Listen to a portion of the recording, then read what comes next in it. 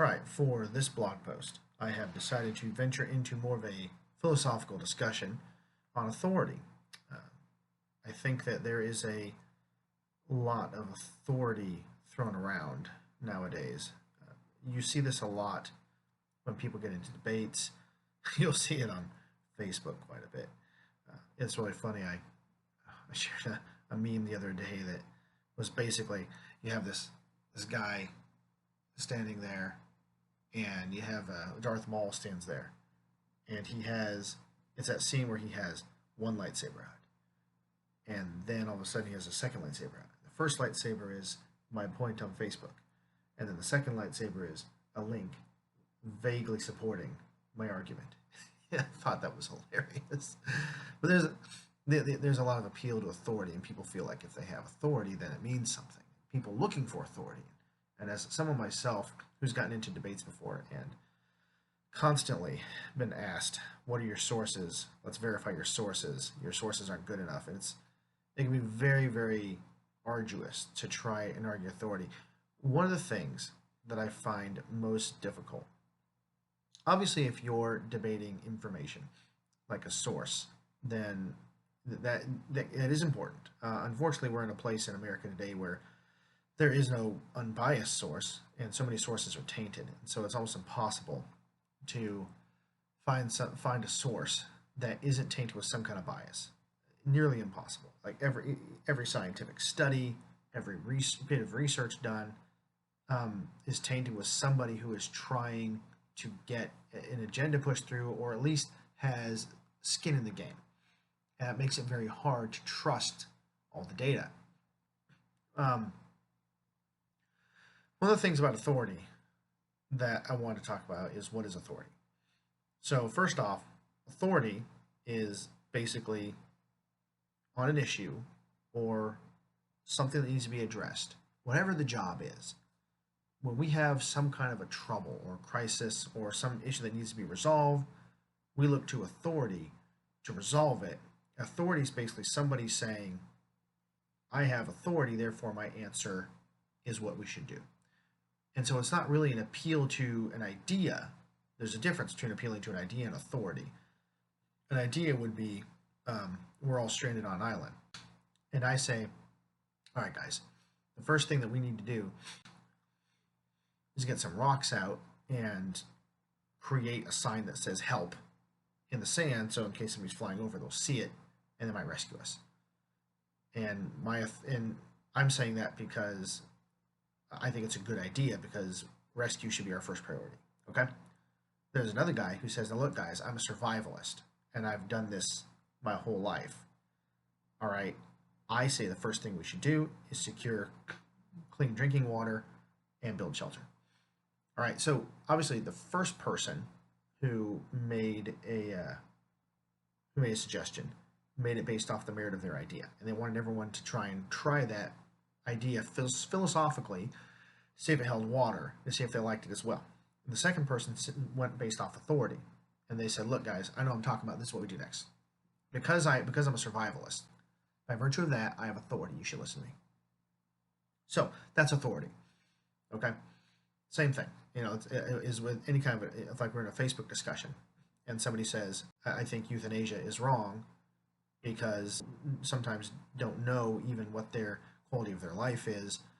They're not able to make decisions at that time when they're in pain, but they could pull through. Even if they don't, there's no right that someone has to take a life, blah, blah, blah, blah, whatever. That's a philosophical reason to believe that argument. Somebody else says, well, I think euthanasia is wrong because my church told me so. That's authority. So there are two different things, right? So authority, I've learned a lot about authority, and oh boy, I have struggled with authority a lot of times in my life, and that has made it hard for me to respect authority. I've had a lot of authority figures in my life who have not treated me well, in the workplace, in education, all over. I have had so many authorities mistreat me. And so it's been really hard for me to respect authority. And I've had to learn respect for authority. By being in authority, I've learned respect for authority. That's helped a lot. But I have had to learn respect for authority. Now, what I've learned about authority, though, is that authority, the argument of authority, isn't necessarily always right, because even being in authority, I've learned that I can make mistakes, and how incompetent or unfit authority can be. And I've seen people get into positions of authority that don't know anything about their job, and there's better people that could serve in that role. And so because of that, I have a lower concept of authority than other people do. And that really depends a lot on your society. Your society can be structured the same way. Is an interesting article that I read, that Jordan Peterson was talking about, where there was a significant correlation between disease and people's authoritarian views, and that if there's disease, people have, and it's a radical, it is a radical association. Basically, it's whether or not you favor authoritarianism, versus, and if you have a disease versus the other way around, is closer than IQ and grades. So basically, there is more of a case. You are more certain that if there's a high amount of disease in a country or population, they are more authoritarian in their mindset. They accept authority. Whereas if in the case of IQ and grades, it's not even as strong as that. Most of us would feel like, obviously, if someone has a high IQ, they get good grades. Although I know that it's not always the case, because there are lots of people, lots of kids who are just hyperactive.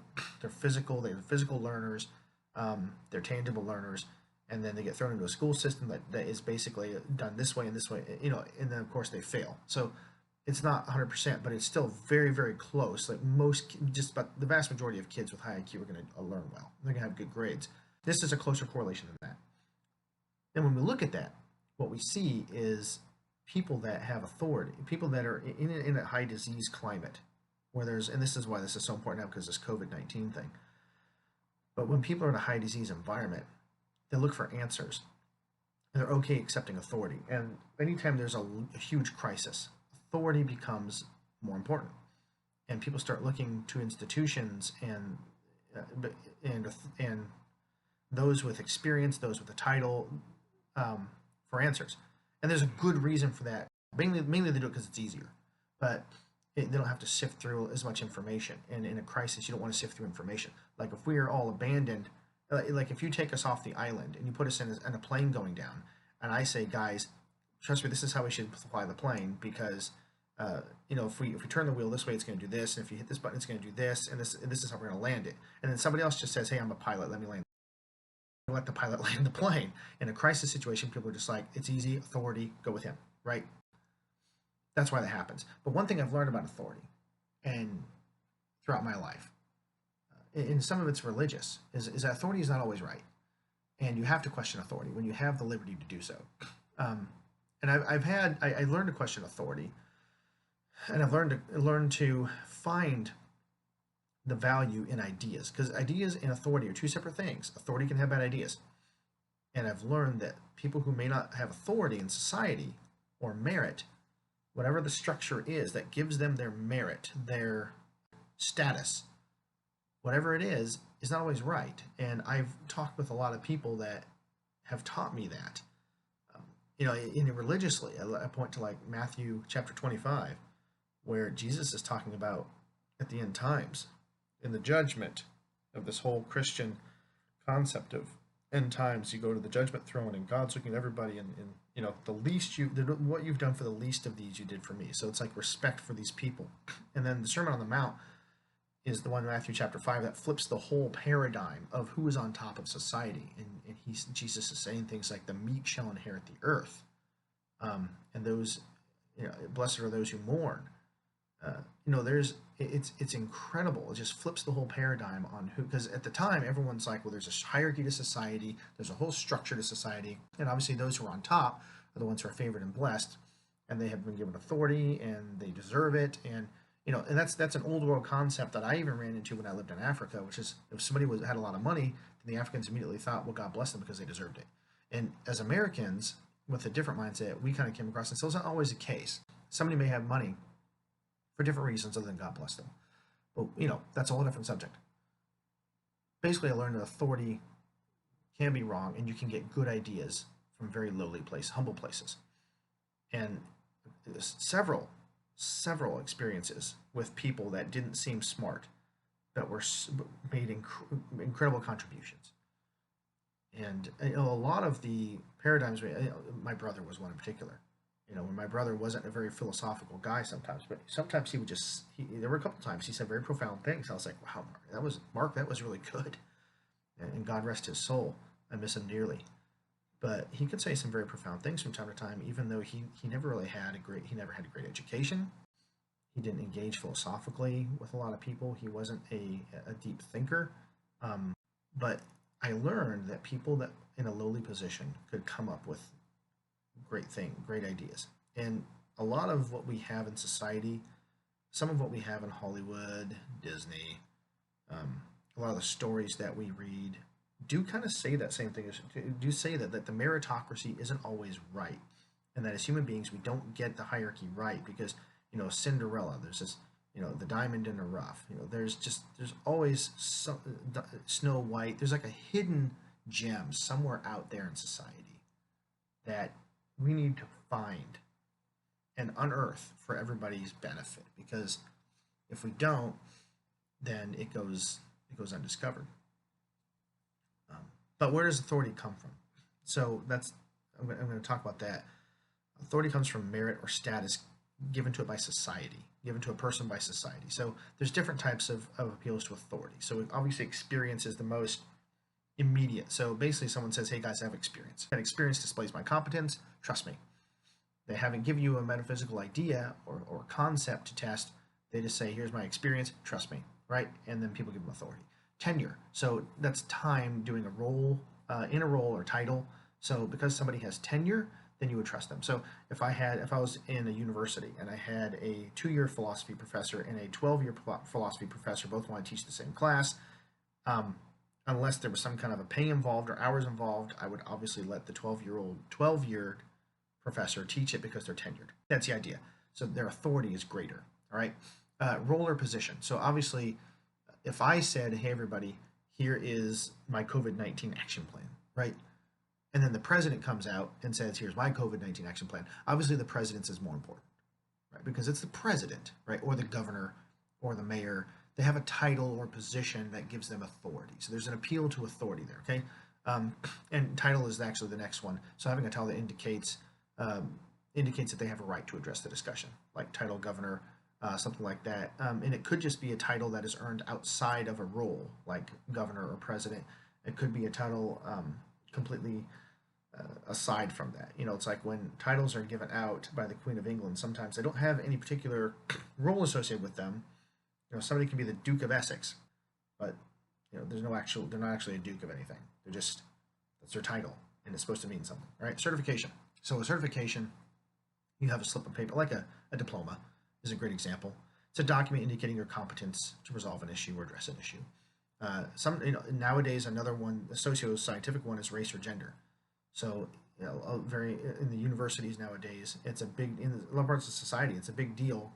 Like they're basically saying you cannot talk about a subject, or your information is not as valuable on certain subjects if you're of a certain race or gender, or sexual orientation or something like that. So basically, based off your socio-scientific classification, you're considered more competent on an issue than somebody who is of a different socio-scientific classification. Endorsements. So an endorsement is a very basic form of authority, where you basically get an endorsement from somebody else who has respect. Maybe they have the experience, maybe they have the title, or they have the certification or the tenure or whatever it is, and that person endorses you. And that's the general idea of a diploma anyway, is that this university, whoever it is, has endorsed you to be as competent in this field. And it varies. Obviously, like if I had a degree in law from Harvard, that would get me a lot further than if I had the same degree from a community college. All right, so there's one of those has a much stronger authority to it because of its endorsement. That's the idea of endorsement. So here's why all these can be inadequate. Obviously, experience is very important and very powerful, But when you break down experience, there doesn't necessarily experience doesn't always equate to competence.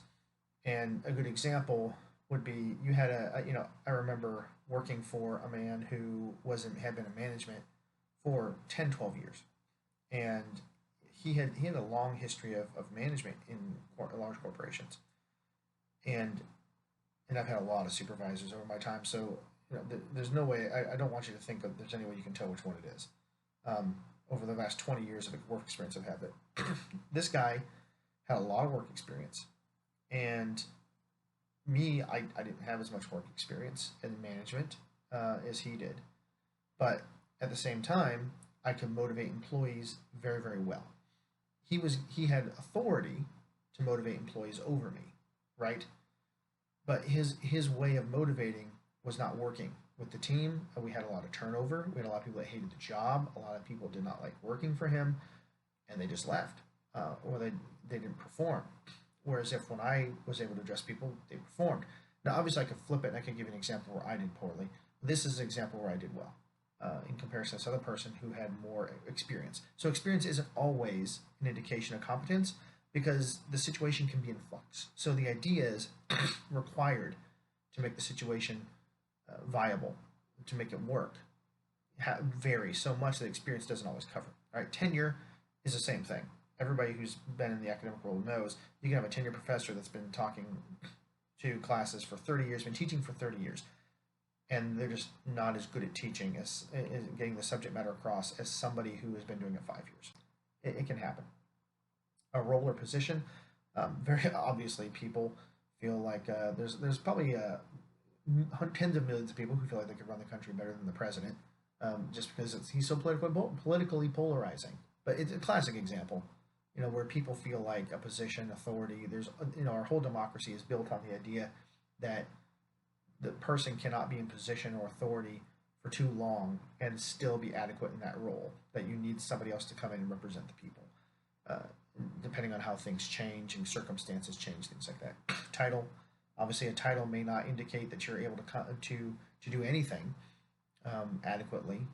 Just because, I'll give you a classic example. One of my jobs I had was technically called an implementation manager.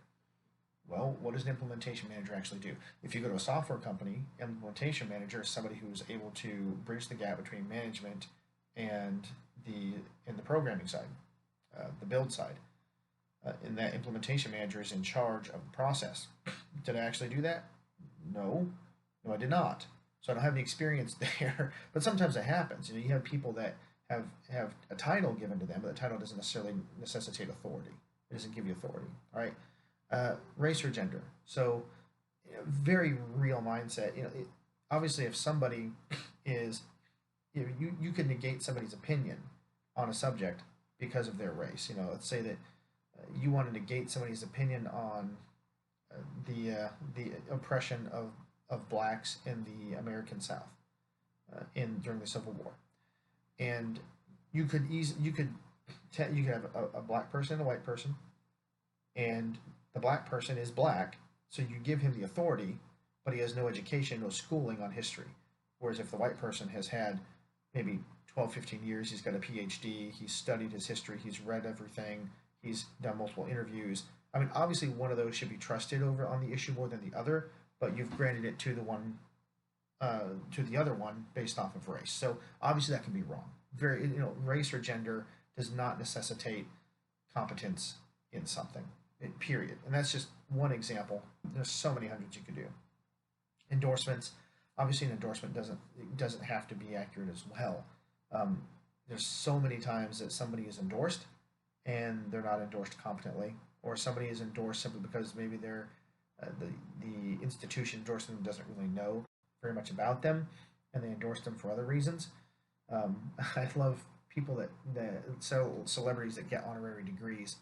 And technically, an honorary degree isn't necessarily it's supposed to be an endorsement. Sometimes people just know it's just a piece of paper. It doesn't mean much of anything. But theoretically, yeah, like if you gave somebody an honorary degree, it theoretically is supposed to be an endorsement, saying like, well, this guy hasn't taken all the classes, or this woman hasn't taken all the classes and passed all the credits and been certified by us, but we're just going to say based off of their experience and what we know about them, we're going to endorse them with this degree. So Obviously, it doesn't necessarily mean competence, though, right? So those are some. I've broken down why all of those can be inadequate. So you get the idea of how authority can be inadequate and why we can't necessarily appeal to authority, and get the right idea. All right, ideas. That my biggest thing that I've always believed is that ideas have merit wherever they come from. It doesn't matter what your title is, your race, your gender, your status in society, your role or position, your even your experience, certifications. Um, None of that indicates your competence. One thing authority does do that it's supposed to do, an argument authority is supposed to filter ideas so it's easier for us to find the good ones, right? So generally, if you had if you were trying to get an idea about American history and you want to learn about American history and you had a group of 100 people, if you start out asking everyone, okay, who has a degree in history, period, and 5 people stepped forward, that would be a very good place to start because now you know that those 5 people, there's a good chance you're going to get decent information out of those 5 people. Okay, not always, but if you're in a pinch and you don't have time to talk to everybody, that's a good place to start. Does anybody have a degree in American history?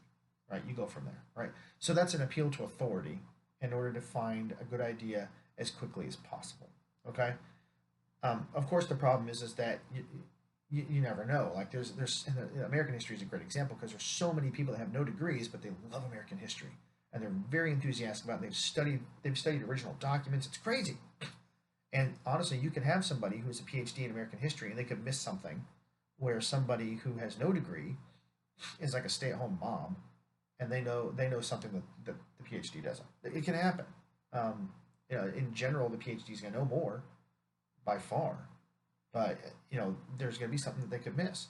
So depending on what information you're looking for, you might not get it here, but you could get it there, and you already disqualified that person by authority. So, in my mind, a good structure filters good ideas and not good people necessarily. And let me explain that. So, a good structure on society is able to absorb as many ideas as possible and put them through the system to be able to be tested and measured and weighed in order to see which ideas come out the best. All right. People are good for implementation because you can't test implementation except by vetting people. So obviously you need to vet teachers and managers and people that actually perform tasks, that actually write textbooks, people that actually are in government, people that actually do jobs. Obviously you need to vet people 100%, right, for the actual task. But the ideas themselves need to be able to come from multiple places in order for you to not miss anything. What has shocked me is the incredible diversity of humanity. And too many times we let go of so many people in our quest to find an easy answer, an easy appeal to authority. And maybe we pick like 2 or 3 people out of a sample of several 100,000, and we completely cut off the ideas of the several 100,000. And we think that that's okay because these people have authority. But the scope of human knowledge is so limited that the diversity in that people group is astounding. If you do not allow ideas from that 100,000 to come somehow filter into the public consciousness, you will miss a lot. And I'm gonna even go out on a limb and say you're gonna miss like the 95% every time. Like it is that big a deal, that big a deal. And that's why I say you need a structure that filters ideas, but does not filter people. Period. And that's the whole idea behind free speech. That's the whole idea behind, um, that was the original intent of academia. Was let's get everybody together and let's learn these things from all over the place. We can grit these ideas together and see which ideas are best, so we can study them, and then we can kind of move out and improve things from there. Obviously, modern academia has, in some ways, embraces that, in some ways, loses that because, obviously, there's a lot of filtering of ideas nowadays rather than filtering of implementers and non-filtering of ideas. But it should be the opposite because it seems nowadays we filter a lot of ideas and there's not a lot of filtering of people. We can just pick up anybody sometimes to be able to carry an idea. The internet and YouTube and all that is great for that. Because there's somebody that can say the ideas, but the ideas themselves are not being put into the ether as well as they should be, and people aren't debating those. So someone like me on YouTube, I don't have. I could base my credentials off my ability to speak and teach, and that would because I have them, I absolutely have them. So I have the authority. So I could make a case for my authority to sit here and make a YouTube video for you to listen to, 100%. But generally, somebody should theoretically the ideas of the multitude should be allowed to filter up to the public consciousness by way of people that can implement the distribution of those and the testing of those ideas. And in general, as much as it is possible, because this is not a black or white, these are shades, all right, of gray, and they're growths on a spectrum. So the more free a society is, the more at liberty it is to be able to filter ideas, the more luxury it has to filter ideas, then the more ideas it should allow to come in and publicly and be a part of the public consciousness. And obviously, like I said, the best structure filters as many ideas as possible, and it doesn't eliminate ideas based off of where it comes from. So this is why, like I said, this is why I just despise the winning.